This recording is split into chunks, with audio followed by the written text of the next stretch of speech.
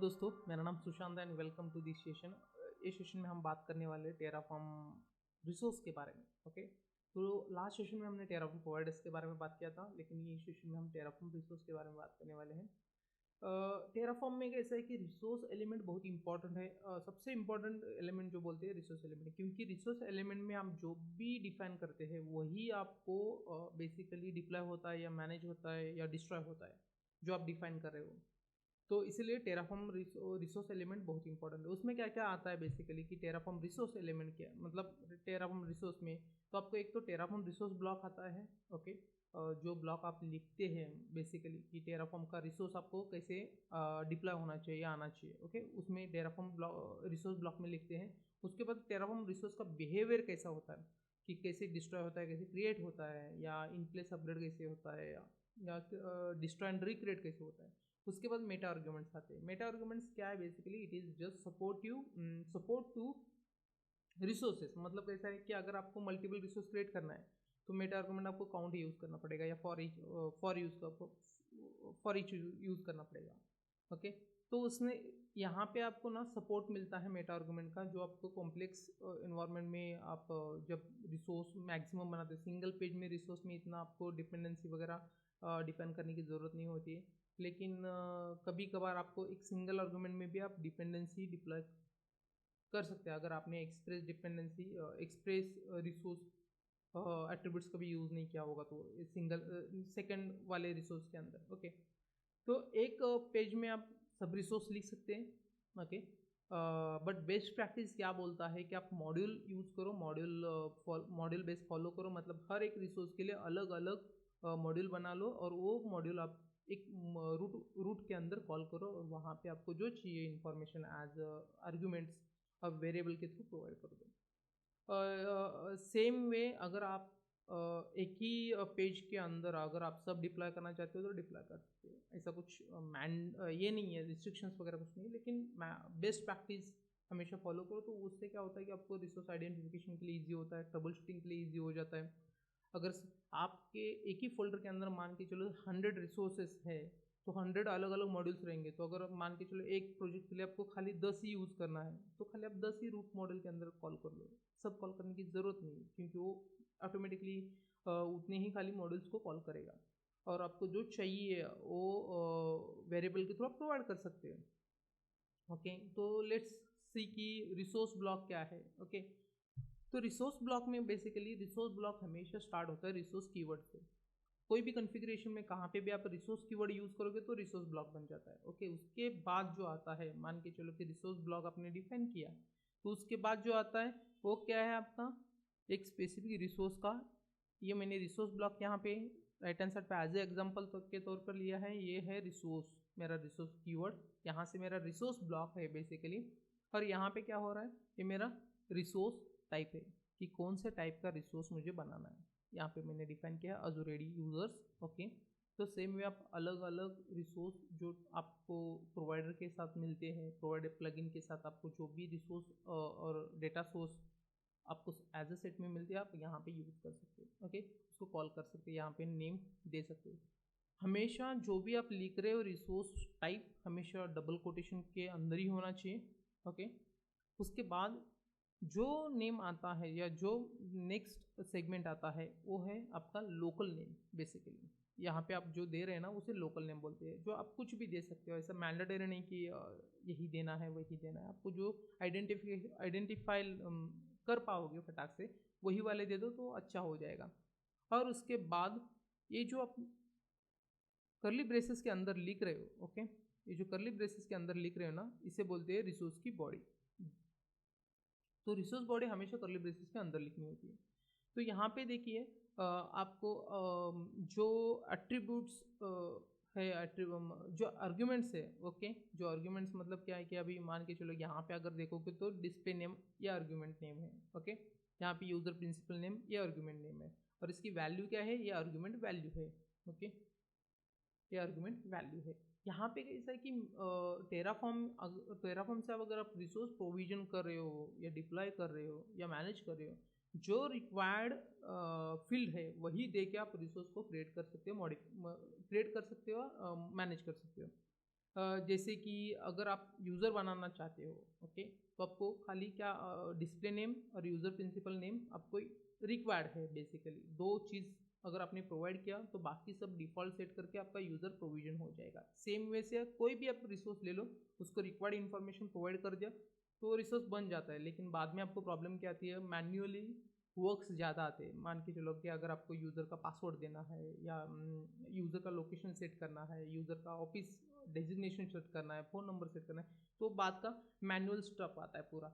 लेकिन कभी भी हमेशा अगर रिसोर्स आप डिप्लॉय कर रहे हो तो फुल फिल रिसोर्स डिप्लॉय करो, क्योंकि मैक्सिमम आप कवर कर रहे हो उसके अंदर। क्योंकि आज अगर इंडस्ट्री में देखोगे तो CI/CD बहुत चल रहा है, okay, continuous integration, continuous deployment. तो उससे क्या होगा कि अगर आप बार बार सिंगल पाइपलाइन ही एग्जीक्यूट कर रहे हो एक सिंगल टास्क के लिए, तो वो अच्छा नहीं है। एक ही शॉट में या एक ही गो में वो रिसोर्स फुलफिल क्रिएट हो जाएगा।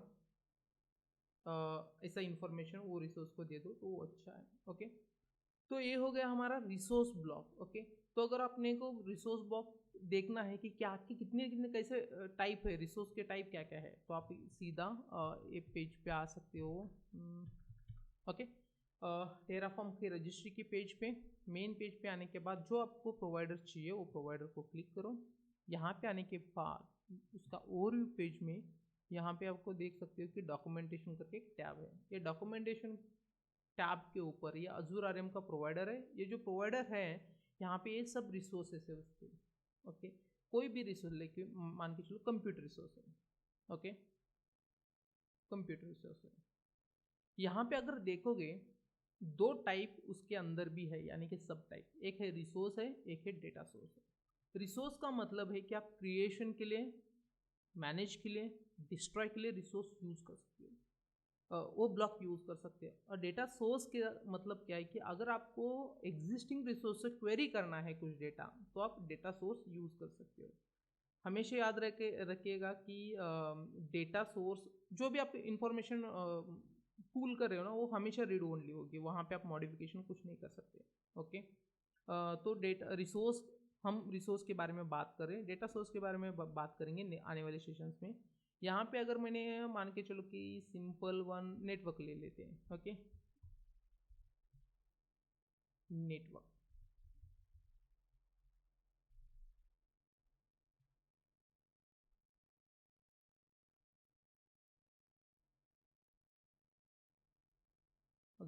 वर्चुअल नेटवर्क,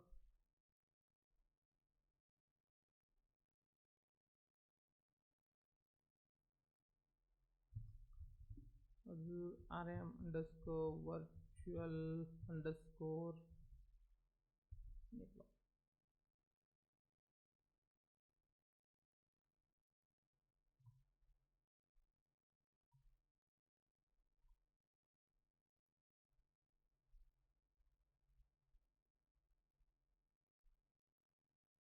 कि फायरवॉल है इसके अंदर, एक दो ब्लॉक है इसके अंदर, फायरवॉल है, policy, virtual network, Azzur RM virtual network. जो लेफ्ट हैंड साइड पे आपको नेम दिख रहा है ना, ये वाली नेम, ओके, यही आपके प्रोवाइडर्स रिसोर्स टाइप है बेसिकली।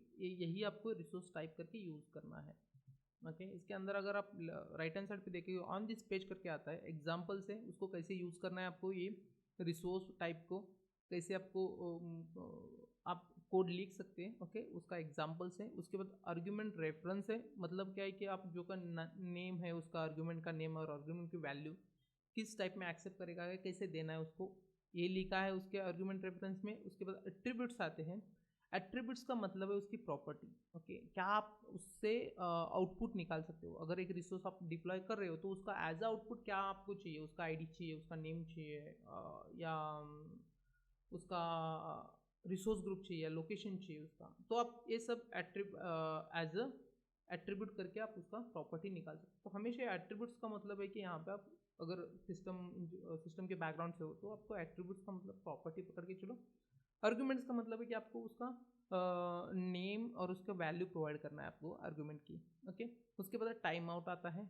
टाइम आउट मतलब अगर आप एक रिसोर्स प्रोवाइड कर रहे हो, प्रोविजन कर रहे हो, तो कितना ही टाइम के लिए वो एपीआई से कनेक्टेड रह सकता है। अगर आप टाइम लग रहा है तो ऑटोमेटिकली उसको डिसकनेक्ट हो जाएगा, वो उसे बोलते हैं टाइम आउट। उसके बाद अगर इंपोर्ट, अगर एग्जिस्टिंग आपके पास रिसोर्स है और आपको उसको टेराफॉर्म के अम्ब्रेला के अंदर लाना है, टेराफॉर्म कोड के अंदर लाना है या टेराफॉर्म में उसको इंपोर्ट करना है, तो आप इंपोर्ट यूज़ कर सकते हैं। लेकिन इसके बाद भी, इंपोर्ट करने के बाद भी आपको उसको जो उसका आर्ग्यूमेंट्स है, जो वैल्यूज है करंटली, वो आपको पूरा डिफाइन करना पड़ता है वही कोड के अंदर, वही उसके बॉडी के अंदर। और उसके बाद आप अप्लाई या प्लान करके एक बार चेक कर सकते हो। ओके, सो लेट्स सी कि ये है हमारा एग्जाम्पल यूजर्स। ओके, एग्जाम्पल में यहाँ पे देखो कि यहाँ पे ये मेरा रिसोर्स है, यहाँ पे सेम वे से ये मेरा रिसोर्स ब्लॉक है, इसके बाद ये रिसोर्स का टाइप है, उसके बाद ये एग्जाम्पल उसका लोकल नेम है बेसिकली।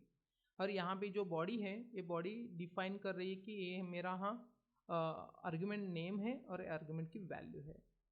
ओके, यहाँ पे अगर आप देखोगे कि ये वाले रेफरेंस लेके आ रहे हैं। ओके, रेफरेंस मतलब क्या है कि अजूर रिसोर्स ग्रुप का ये भी एक रिसोर्स है, रिसोर्स टाइप है, उसके बाद ये लोकल नेम है और उसकी वैल्यू है बेसिकली।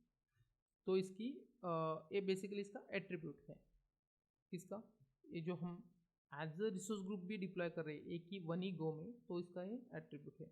उसका नेम यहाँ पे हम कॉल कर रहे हैं, इसे बोलते हैं expression. Basically one single page में हम दे रहे करके, इसे बोलते हैं एक्सप्रेशन। एक्सप्रेशन मतलब कि आप एक्सप्रेस कर रहे हो कि कहाँ से क्या वो लिंक करके उसको उठाना चाहिए, मतलब ओके, मतलब उठाना मतलब एज आउटपुट लेना चाहिए, एज अ आउटपुट किसी अनदर रिसोर्स के लिए इनपुट बन सकता है।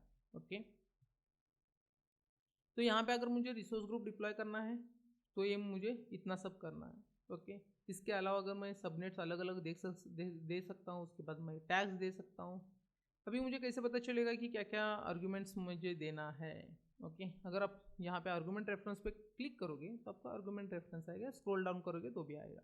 इसमें क्या क्या सपोर्टेड है, ओके, और क्या क्या रिक्वायर्ड है आपको यहाँ पे पता चलता है। नेम रिक्वायर्ड है, उसके बाद रिसोर्स ग्रुप ये भी रिक्वायर्ड है इसको, इसके बाद एड्रेस स्पेस ये भी रिक्वायर्ड है, लोकेशन, ये 4 वैल्यूज़ को रिक्वायर्ड है। तब जाके आपने अगर 4 वैल्यूज़ को प्रोवाइड कर दिया तो नेटवर्क रिसोर्स बना देगा, नेटवर्क वीनेट बना देगा।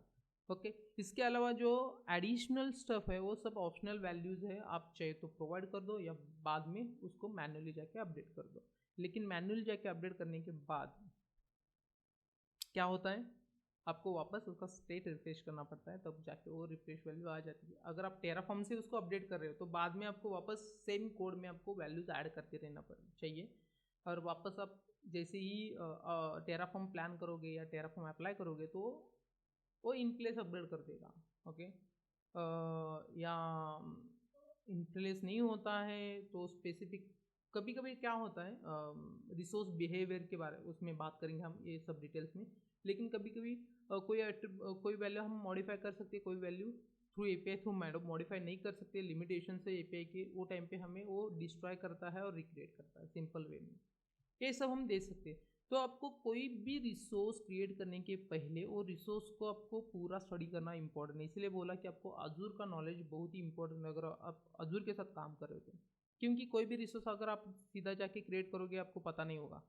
मान के चलो आपको ना प्राइवेट एंड पॉइंट्स बनाने हैं, उसके बाद आपको एंड पॉइंट्स नेम्स देने हैं, यहाँ पे कौन सा एंड पॉइंट्स के लिए वीनेट बना रहा हूँ। ओके, यहाँ पे अगर मान के चलो कि मुझे अगर अलग अलग सबनेट बनाने हैं इसके अंदर, और वो सबनेट के लिए सबनेट में स्पेसिफिक आईपीज मुझे ये करना अलाउ करना है, ये सब चीज़ें हैं ना, तो आपको पूरा डिटेल्स में अगर रिसोर्स पता होगा तभी आप कर सकते हैं।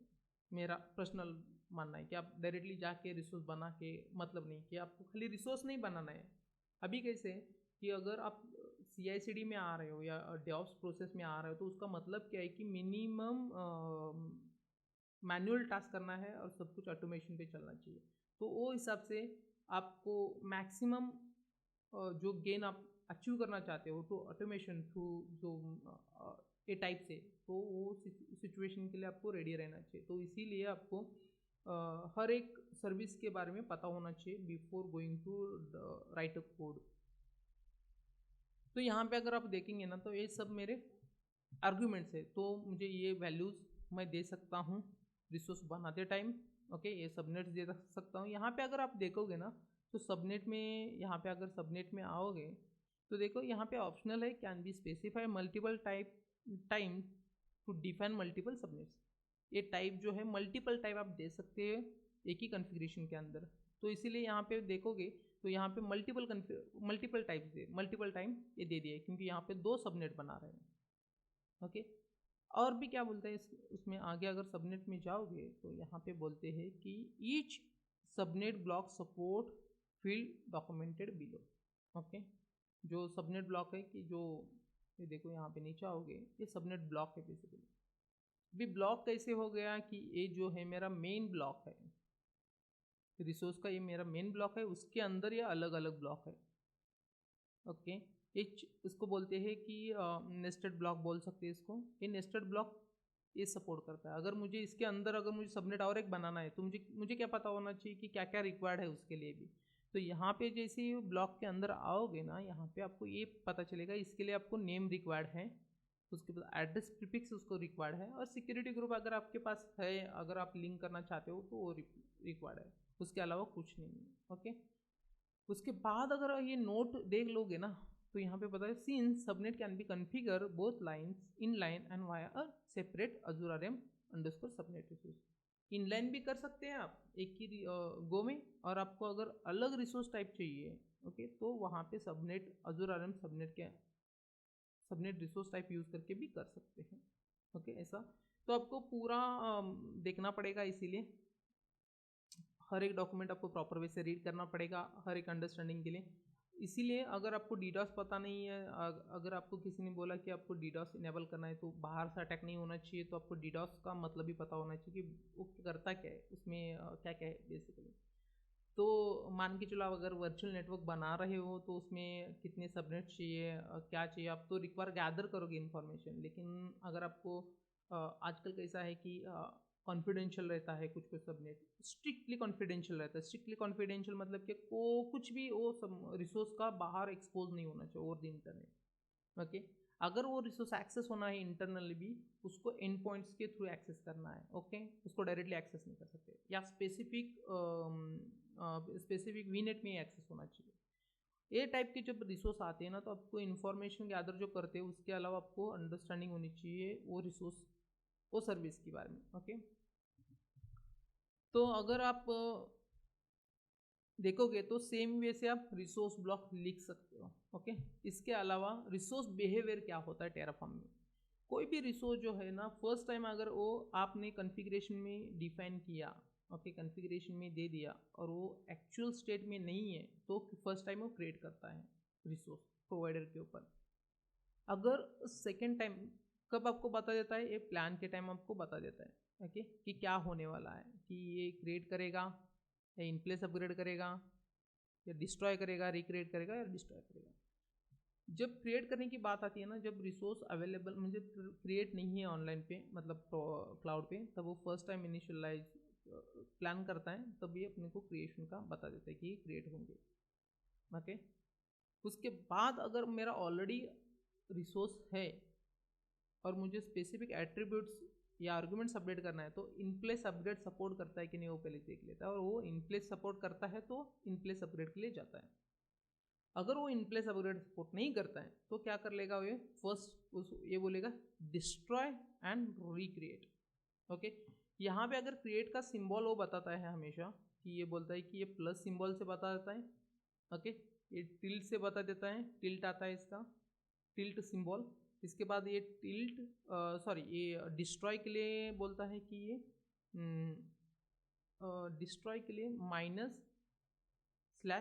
बता देता है। मतलब क्या करेगा, पहले डिस्ट्रॉय करेगा फिर ये रिक्रिएट करेगा, और डिस्ट्रॉय का मतलब है माइनस।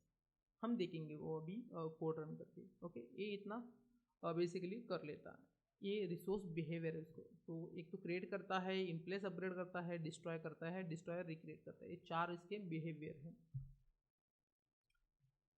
तो अभी हम रिसोर्स ओके बनाते हैं। मैंने एक फोल्डर बना दिया है डे 5 का। ये मेरा जो भी कोड है आपको अवेलेबल है गिटहब पे, आप जाके देख सकते हैं। ओके, यहाँ पे मैंने नथिंग बट जस्ट टेराफॉर्म का प्रोवाइडर लिख दिया है मैंने, HashiCorp का Azure RM ले रहा हूँ, ये मेरा वर्जन है, ये रिक्वायर्ड प्रोवाइडर है, यहाँ पे प्रोवाइडर का उसे कॉल कर रहे मैं कॉल कर रहा हूँ यहाँ पे। तो अभी मुझे वर्चुअल नेटवर्क बनाना है। पहले तो मुझे दो चीज़ें, ओके, कोई भी रिसोर्स बनाने के लिए अगर मेरे पास रिसोर्स ग्रुप अवेलेबल है या नहीं वो मुझे चाहिए। ओके, अगर मैं यहाँ पे आ जाता हूँ मेरा पोर्टल पे, ओके, यहाँ पे रिसोर्स ग्रुप में मैं आ जाऊँगा तो मेरे पास ऑलरेडी मैंने एक रिसोर्स ग्रुप बनाया है MSD टेराफॉर्म करके। ओके, यहाँ पे मुझे मेरा कुछ भी रिसोर्स नहीं है बेसिकली। तो यहाँ पे आप डायरेक्टली यहाँ से भी बना सकते हैं या ऑलरेडी मतलब पोर्टल से भी बना सकते हैं और यहाँ से भी बना सकते हैं।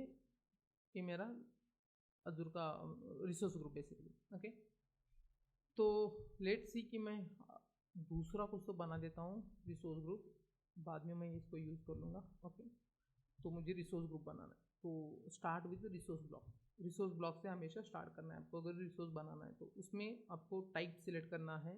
हमेशा टाइप आप याद रखो कि अगर आप स्पेसिफिक अजूर या कोई भी बना रहे हैं तो हमेशा उसका प्रोवाइडर के नाम से स्टार्ट होता है। अजूर RM _ क्या बनाना है मुझे, रिसोर्स ग्रुप बनाना है। ओके, रिसोर्स ग्रुप, यहाँ पे मेरा रिसोर्स का लोकल नेम है तो मैं मेरा नाम देता हूँ DemoRG रिसोर्स ग्रुप। ओके, यहाँ पे मेरा वैल्यूज आता है। मुझे अगर रिसोर्स ग्रुप बनाना है तो क्या क्या इंपॉर्टेंट है वो देख लेते हैं। यहाँ पे अगर ये डॉक्यूमेंटेशन के पार्ट पे आओगे तो रिसोर्स ग्रुप के लिए क्या क्या चाहिए मुझे,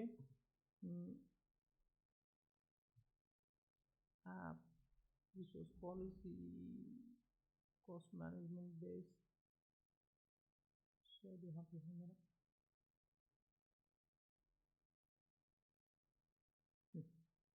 बेस के अंदर ये मेरा रिसोर्स है।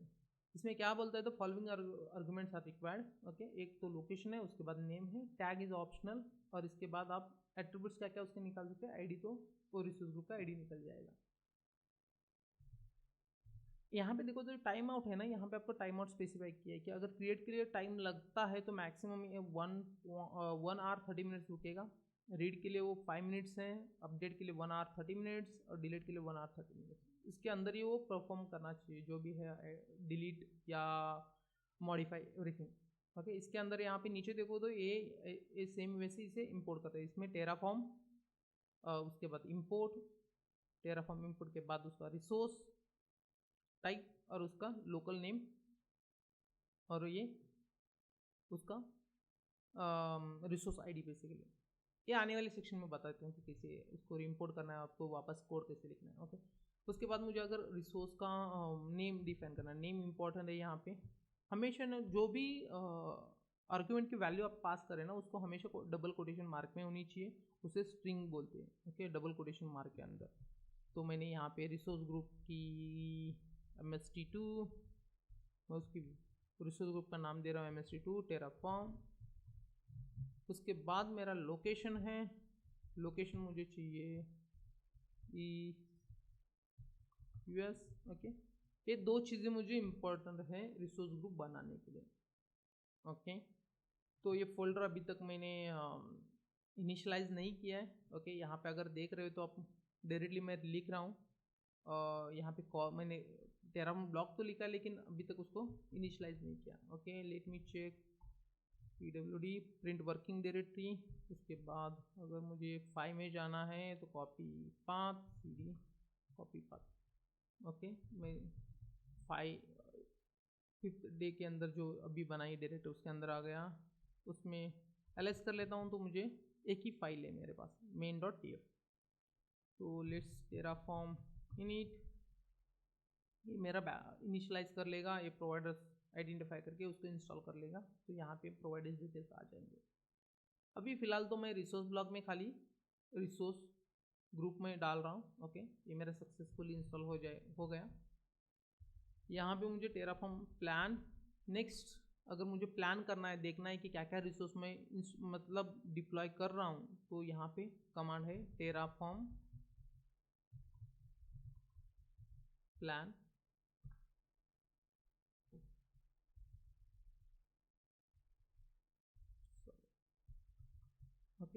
टेराफॉर्म प्लान से मुझे पता चलता है कि क्या एग्जैक्टली होने वाला है। बेसिकली प्लान मुझे दे देता है टेराफॉर्म का। अभी देखो जैसे मैंने टेराफॉर्म प्लान कमांड टाइप किया यहाँ पे, तो यहाँ पे टेराफॉर्म डॉट स्टेट करके और एक फाइल जनरेट कर लिया। ओके, लास्ट सेशन में हमने लॉग देखा था, उसके बाद ये टेराफॉर्म डायरेक्टरी देखी थी, उसके बाद टेराफॉर्म जो फाइल हमने मेन डॉट टी एफ ये किया था, ये भी है उसके अंदर। लेकिन ये इसमें जैसे मैंने प्लान किया वैसे मुझे और एक फाइल जनरेट किया, उसका नाम है Terraform dot state. Terraform state में बेसिकली क्या होता है कि जो आपने यहाँ पे कॉन्फ़िगरेशन दिया है, ओके, जो यहाँ पे आपने कॉन्फ़िगरेशन दिया है उसका एक कॉपी ये टेराफॉर्म स्टेट में रहता है, क्योंकि वो टेराफॉर्म को पता होना चाहिए कि कौन सा रिसोर्स ऑलरेडी डिप्लॉय किया है और उसका डिटेल्स टेराफॉर्म अपने पास रखता है। ओके, लोकल लेवल पे अभी हम ये same state file remote level पे भी रख सकते हैं और हमेशा वहाँ से ही कॉल कर लेंगे। तो रिमोट लेवल पे क्यों रखना है, किस लिए रखना है, आने वाले सेशन में देख लेंगे। लेकिन स्टार्टिंग लेवल पे आप लोकल ही रख दो। ओके, इससे क्या होगा कि आपको पता चलेगा कि आप रीड भी कर सकते हो बेसिकली ये फाइल टेराफॉर्म स्टेट का फाइल।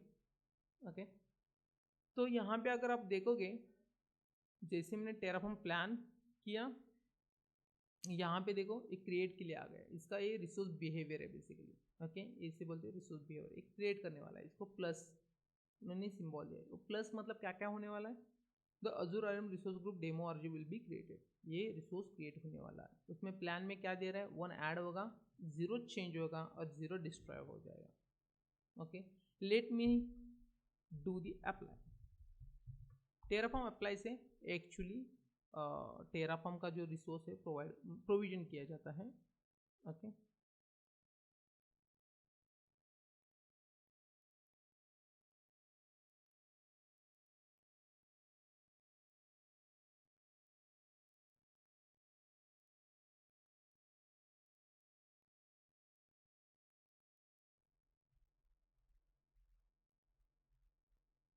अभी देख रहे हो कि यहाँ पे देखो, do you want to perform this action, ये एक्शन के लिए पूछ रहा है। आप यहाँ पे यस करके डाल सकते हो, एंटर भी कर सकते हो। ओके, यहाँ पे एस कर दो तो ये एक्शन परफॉर्म करेगा और ये रिसोर्स बना देगा। रिसोर्स बनाने के लिए कितना टाइम है इसके पास, 1 आवर 30 मिनट्स है, मतलब कम्युनिकेशन पूरा फिनिश करने के लिए। वो उसके बाद ये टाइम आउट हो जाता है। अब ये मेरा रिसोर्स ग्रुप जो नेम है SMT-Terraform, ये प्रोविजन कर देगा। उसका आईडी ये बोल रहा है कि नोन आफ्टर अप्लाई, क्योंकि ये जब क्रिएट होगा तभी उसका आईडी पता चलेगा। यहाँ पे अगर देखोगे तो ये बोल रहा है कि रिसोर्स जो है ना क्रिएटिंग है, स्टिल क्रिएटिंग है, 10 सेकेंड्स हो गए उसको, और भी ओके 20 सेकेंड्स।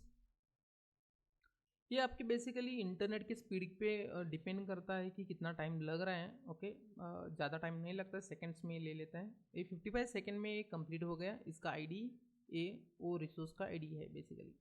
ओके, तो यहाँ पे जो देखा था हमने, जो रिसोर्स आईडी है, ओके, ये ऑटोमेटिकली लिस्ट आउट हो जाता है, ये है उसका एट्रीब्यूट है। ओके, उसके अलावा अगर आप देखोगे यहाँ पे नीचे apply complete resource 1 add 0 change 1 0 destroy, इसका मतलब एक ही रिसोर्स उसने बना दिया। अगर यहाँ पे आप टेराफॉर्म स्टेट फाइल के ऊपर अगर क्लिक करोगे तो आपको ये टेराफॉर्म स्टेट फाइल पूरा बता देगा कि क्या उसने एग्जैक्टली किया है।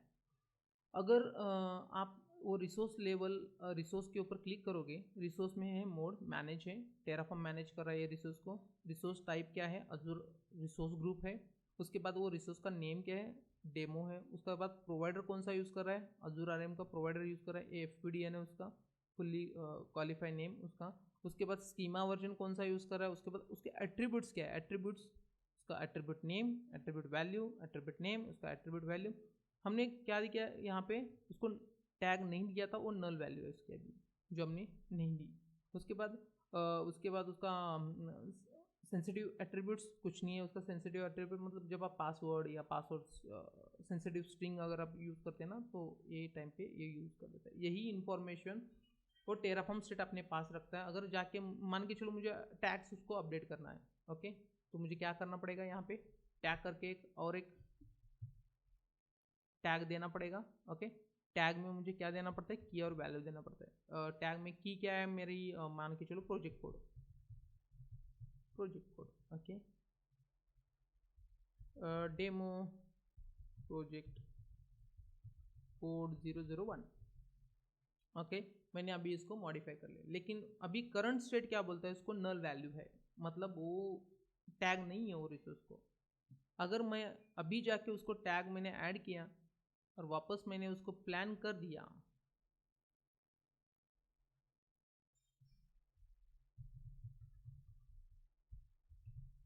टेराफॉर्म प्लान,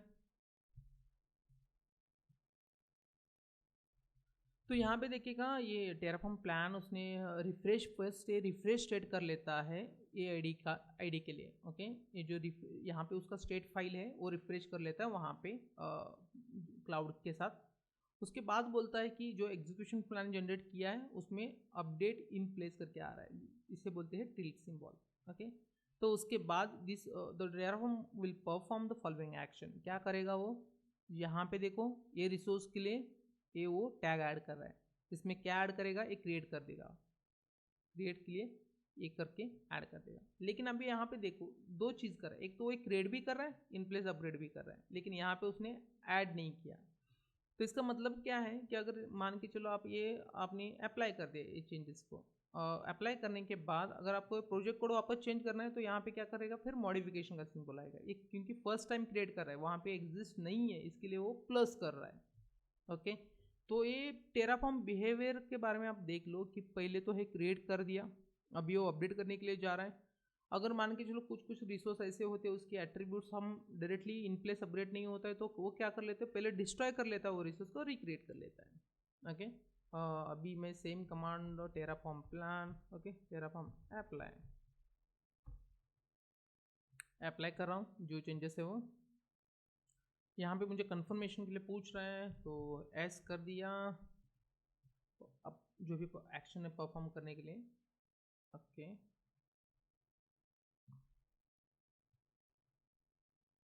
अभी यहाँ पे देखोगे प्लान में ऐड कर रहा है 0, लेकिन वो चेंज कर रहा है करके यहाँ पे चेंज करके आ गया और 0 डिस्ट्रॉय कर रहा है। देखो मॉडिफिकेशन के लिए उसने ज़्यादा टाइम नहीं लिया क्योंकि सिंपल स्ट्रिंग अपडेट करना था। ओके, ये modifying, okay modification completed after 4 seconds.